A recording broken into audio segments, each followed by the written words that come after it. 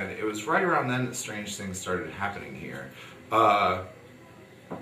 For instance, this piano, Erin, who's working at the bar upstairs, mentioned she's not really a big believer in such spirits and things from beyond the grave.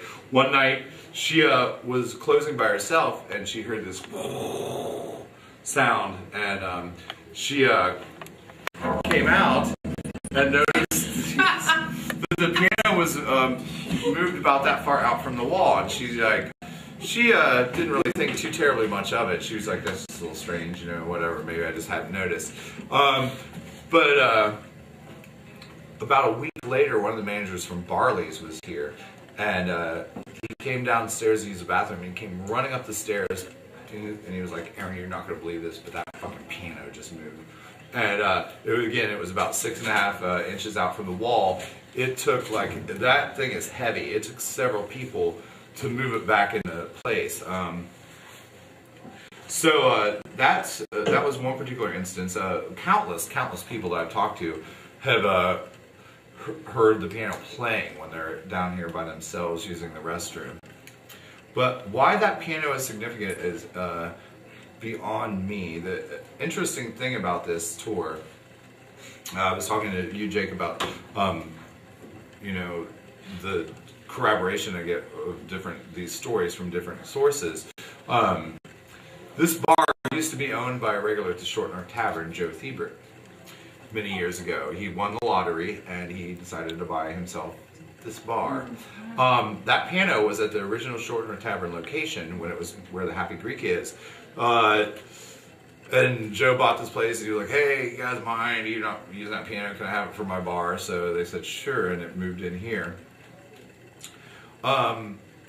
So these ghost stories about the piano moving that I heard from Aaron, the bartender here, and then one of the Barley's guys, just a few years ago when I started doing the tours, Joe was like, hey, you take people to my old bar, Bucky? I was like, yeah, sure. He's like, you don't know how many times his office was that room right back there. He's like, I'd be sitting there late at night and I'd look up and I'd see that piano move. Wow. So these are two completely unrelated. Yeah. I mean, so this is when I'm telling these stories, a lot of this stuff, it's not like I'm like blah, blah, blah, blah, you know. No, I'm not doing it for shits and giggles. Well, what was that? Maybe not for giggles. I'm doing it. Anyway, but so yeah, so I mean, like this is something that is reported, you know, lots of different folks, and it happens.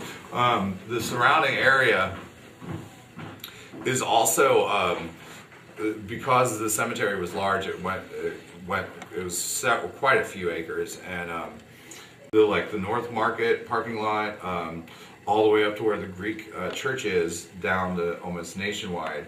People have had weird experiences. A couple years ago, I was talking with one of the managers, a guy that used to manage martinis, and he was telling me about how one of the stranger experiences they have there is occasionally patrons will be like, what's the production that's in town that, and they're like, what are you talking about? They're like, well, these people that are walking through the restaurant dressed as Indians are really amazing costumes. No one will have seen anyone dressed as a Native American walking through the restaurant, but maybe just a random customer. But it's happened on repeated occasions. One time he was telling me, Jack, he was telling me how I had to go up onto the top floor of the building to get some records. And as he went up there, there was a chair in the corner, and he walks up and he sees a woman sitting in the chair knitting. Yes. Hi, I'm Bucky from Booze and Booze Ghost Tours in Columbus, Ohio. You can contact us on Facebook, Booze Booze, or boozebooze@gmail.com. We do tours October through November, or you can do them for a special event any time of the year. And I think that's all the information. Is that good? Mm-hmm. Thanks.